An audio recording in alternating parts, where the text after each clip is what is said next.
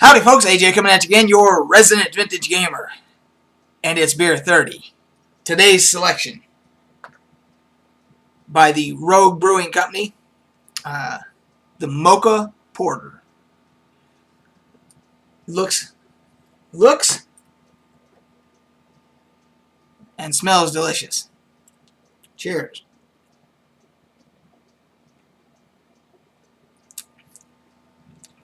Without further ado, let's go.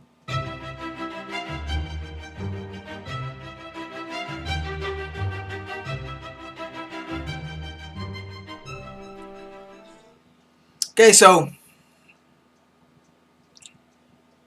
if you like dark beers, and specifically if you like them that have almost a dark chocolate and coffee, undertones to them, with that aftertaste, you can definitely taste the coffee or the dark chocolate malts flavor there.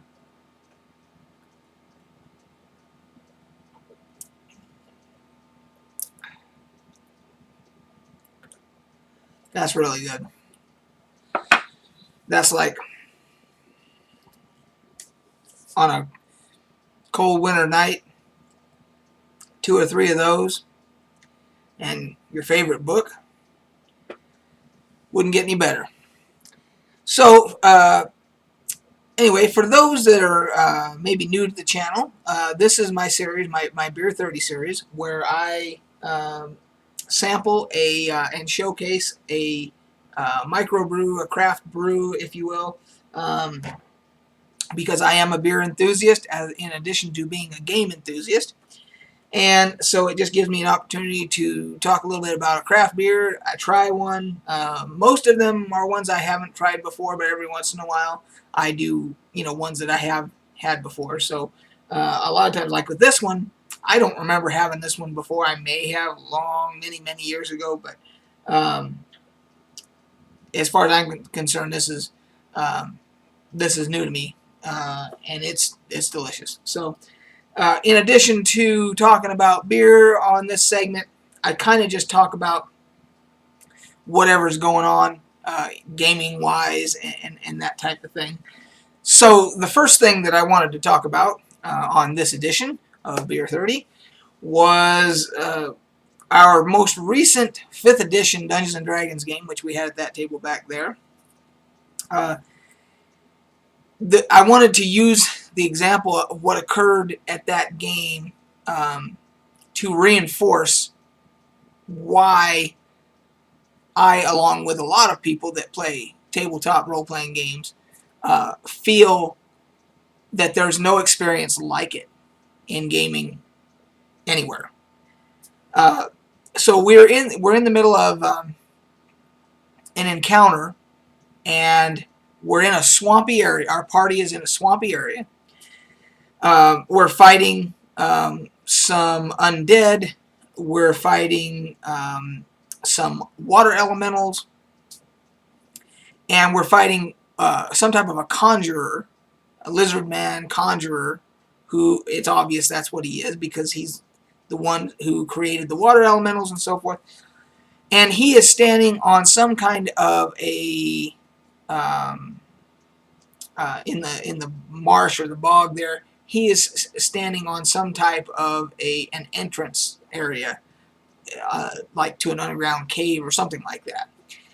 And so as the rogue, I make my way to him rather quickly to try and interrupt him, keep him from casting, and he tries to flee because we are making quick work of the other minions that he has conjured and so forth. As he tries to flee, I grab him. I successfully grapple him, and then we are both grabbed out of this entrance type deal. A large taloned claw comes out and grabs both of us and drags us down. Well, it turns out that this is a large adult, fully adult black dragon. So the rest of my party comes down and sees what happens and chases after me, and we all, bottom line, we all end up in the dragon's lair, and we're faced with a situation where we're kind of in a bad way, because this dragon could easily kill each and every one of us. Has two of our advanced party members that she had already, when I say she, the dragon, had already captured and imprisoned to use as a meal later. And then the rest of us are there, and we're kind of trapped. And so I'm thinking, what can we do to get out of this? And of course, I stole a little bit of my inspiration from The Hobbit, because the dragon was speaking to us, and I asked the dragon if she fancied riddles.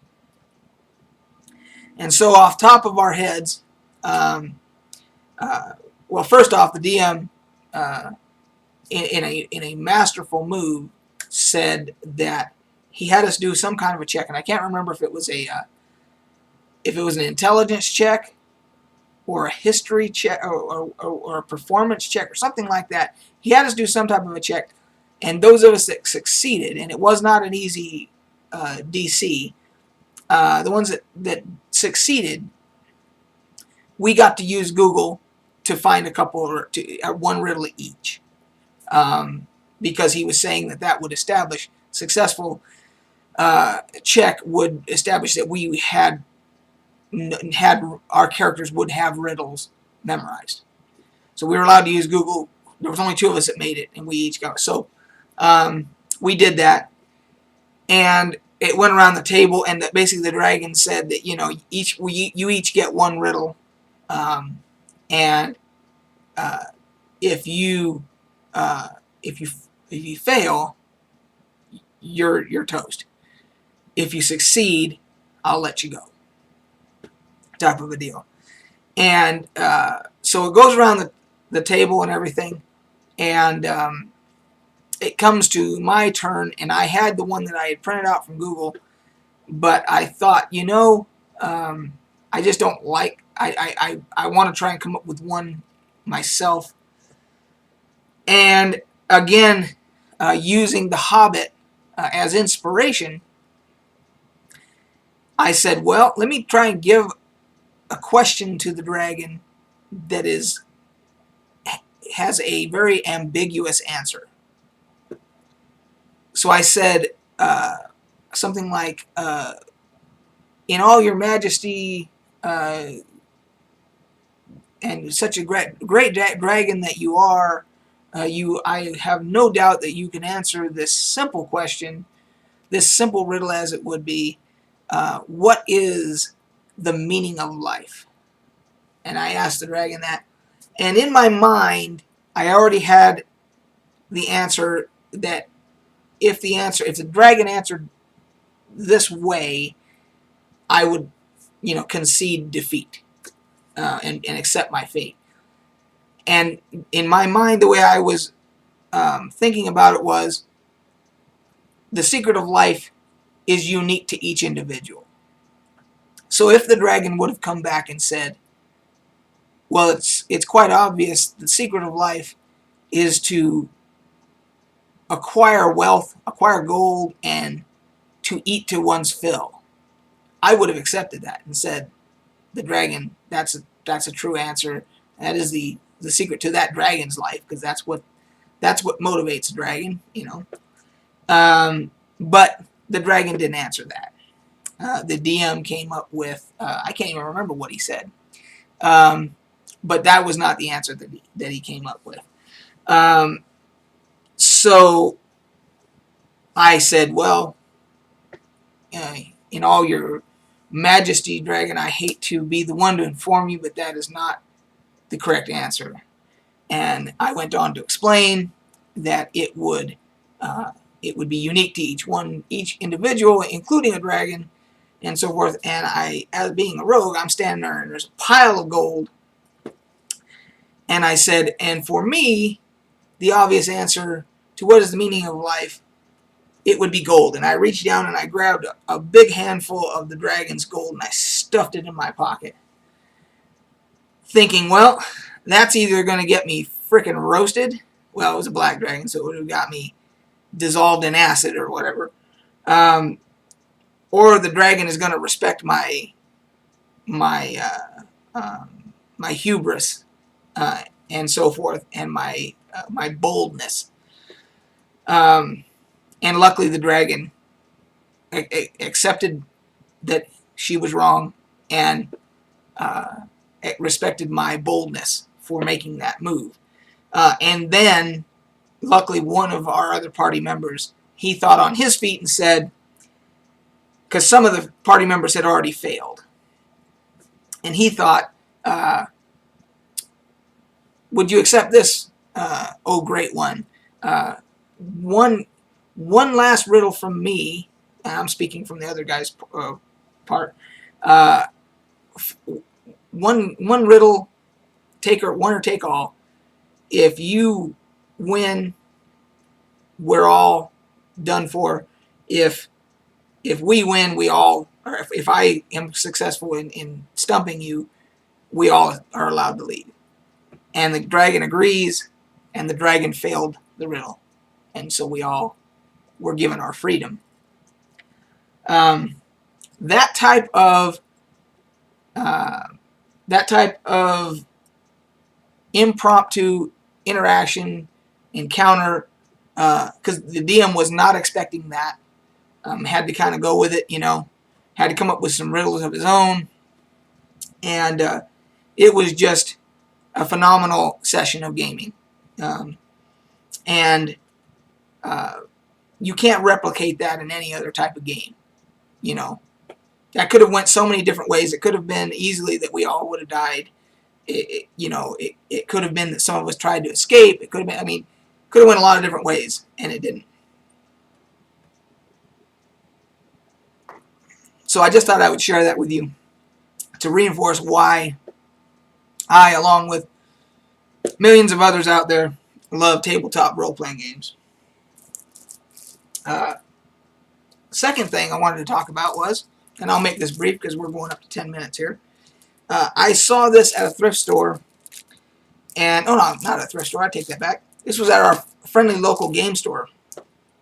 And I was thinking thrift store because it was on they have a clearance rack at our game store. And this was on there for $7. It is unopened. Maybe you've seen it. Maybe you've played it. It is the old World of Warcraft trading card game that it has been discontinued because of Hearthstone, their online trading card game. And this is the Heroes of Azeroth starting deck. And I from reading this, it sounds like this is all you need to play. Two people could play just with what's in here. So my question to those of you that know it and maybe have played it and whatnot, am I better off because I paid $7 for it and I'm pretty sure it's worth more than that? Am I better off to hang on to it and see if it just rises in value because it's discontinued and there won't be any more of these and so forth? And it is World of Warcraft, which is a huge franchise, of course. Would it be better off to leave it unopened and so forth, mint in box, so to speak? Or if you've played it, would it be worth just cracking it open and to enjoy it and not worrying about what I could possibly make down, 5-10 years down the road if I decide to hang on to it as a collectible? So, if you've got any experience with that, please leave your comments below for me. Let me know what you think. Otherwise, I'm just going to leave it as it is until I finally find some people that have played it and let me know what they think, whether or not I should just hang on to it. Because like the original World of Warcraft Collector's Edition, the original Vanilla Collector's Edition is worth like $1,500 if you have one that hasn't been used. I know this would not get anywhere near those types of numbers, but I'm guessing someday down the road, 5 or 10 years, unopen one of these, I could see maybe going for $50 or $100. So maybe I'm wrong there. I don't know. Anyway, so those are the things I wanted to talk about. Have a good beer and all that. This will do it for us this time. We'll catch you guys on the flip side.